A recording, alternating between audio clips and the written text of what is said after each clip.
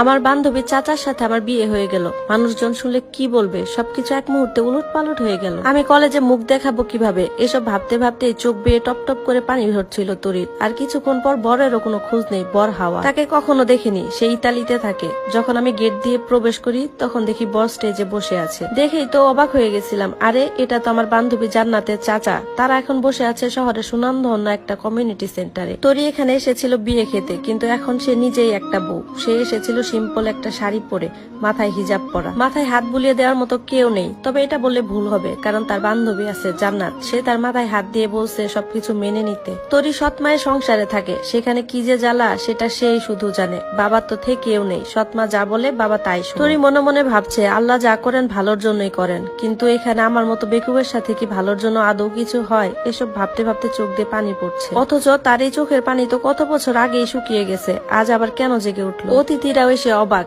একই কাণ্ড। যার সাথে বিয়ে হওয়ার কথা ছিল সে পালিয়ে গেছে, কিন্তু বর আজ বিয়ে করবে।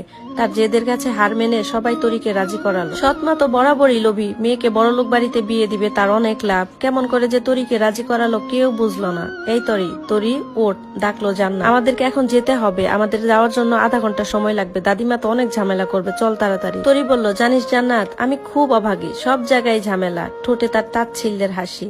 তখন জান্নাত বলল, শোন তরি, জীবনে উঠানামা থাকবেই, আর আমার চাচু খুব ভালো মানুষ, তুই অনেক সুখে থাকবি। আমার দাদিমা একটু ঝামেলা করবে, তার কারণ পরে তোকে আমি বলবো। জান্নাত তরিকে হাত ধরে তার বাবা মায়ের কাছে নিয়ে গেল, কিন্তু কি আফসোস, তার বাবা মায়ের চোখ থেকে এক ফোঁটা পানিও ঝরলো না। তরির বাবার সাথে তরির যখন চোখাচোখি হলো তখন তার বাবা উঠে এসে বলল, কিছু লাগবে?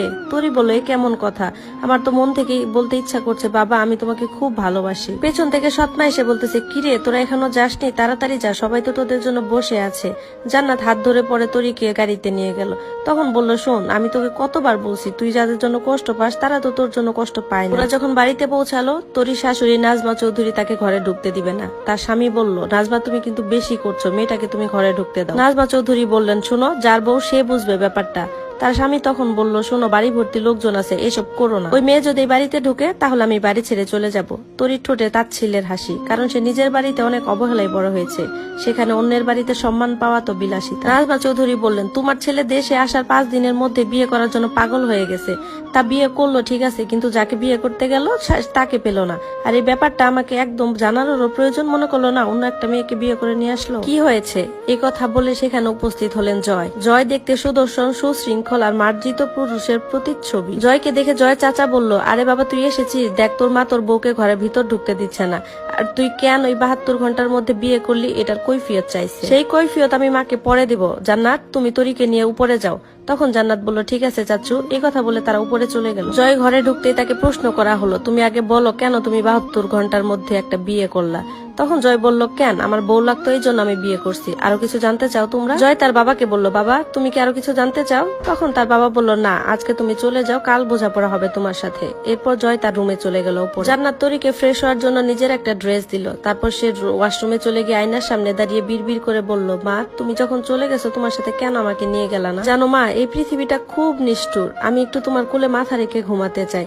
এমন কত রাত গেল আমি একটু শান্তি মতো ঘুমাতে পারলাম না। আমাকে কি একটু ভালোবাসা যায় না? কেউ তো আমাকে ভালোবাসে না। আমি তো বুঝতে পারছি না যে সামনে আমার জন্য কি ভয়ঙ্কর দিন অপেক্ষা করতেছে। শখের বয়সে আমি মানুষের বোঝা হয়ে যাচ্ছি। এসব বলেই হু হু করে কেঁদে উঠলো। জান্নাত, আসবো? জয় বলল। জান্নাত এগিয়ে গিয়ে বলল, চাচু তুমি ফ্রেশ না হয়ে আমার রুমে আসছো, ব্যাপারটা তো ঠিক হজম হচ্ছে না। আর এই 5 দিনে তো তুমি একবারও আসা নাই, আর আজকে তুমি বাইরে এসে ফ্রেশ না হয়ে সরাসরি আমার রুমে আসলা, ব্যাপারটা কি? এমনি আসলাম তোমাকে একটু দেখতে, 20 মিনিট আগে তোমাকে দেখছি। এসব বলে চারপাশে একটু নজর ঘোরালো। তখনই ওয়াশরুমের দরজা খুলে তরির মাথা বের হলো। জয়ের সাথে চোখাচোখি হলো। তরির মাথাটা বের হতে যতটা সময় লাগলো তার চেয়েও দ্রুত কম সময়ে সে মাথাটা ভিতরে ঢুকিয়ে নিল। ঠাস করে দেয়ালে মাথাটা বাড়ি খেলো। তখন জয় আর জান্নাত স্থির হয়ে দাঁড়িয়ে গেল। জয় তখন জান্নাতকে বলল, দেখো তো মাথায় আঘাত পেয়েছে কিনা, আমি কি বাঘ না ভাল্লুক যে আমাকে দেখে ভয় পেল? জান্নাত তখন ওয়াশরুমে গিয়ে বলল, তরি বের হও, তুমি কি ব্যথা পেয়েছো?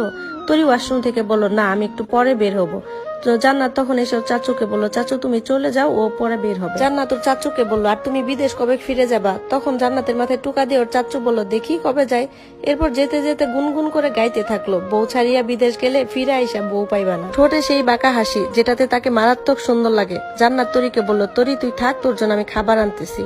তরি বললো, না রে, এখন আমার খাওয়ার কোনো ইচ্ছাই নাই, তুই খাবারটা নিয়ে আসিস, আজকে আমার একটু ঘুমের প্রয়োজন। জান্নাত তখন বললো, ঠিক আছে, তোকে আমি চাচুর রুমে রেখে আসি। তরি তখন অবাক হয়ে জান্নাতের দিকে তাকিয়ে বলল, শোন, তুই তো জানিস আমার মনের অবস্থা কি, আজকে আমার একটু সময় প্রয়োজন, আমি আজকে তোর সাথেই থাকবো। আমার সবকিছু মেনে নিতে একটু সময় লাগে, আমি বাস্তবতা বুঝি অন্য 5টা মেয়ের মতোই, শুধু আজকে রাতটুকুই। ঠিক আছে, তুই তাহলে এখানে থাক, আমি ছোট দাদিকে বলে আসি।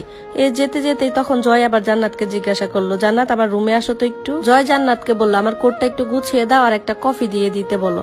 তখন জান্নাত কাজের লোককে একটা কফি দিয়ে পাঠিয়ে দিল। এরপর যখন চলে যেতে লাগলো, জয় আবার ডাকলো।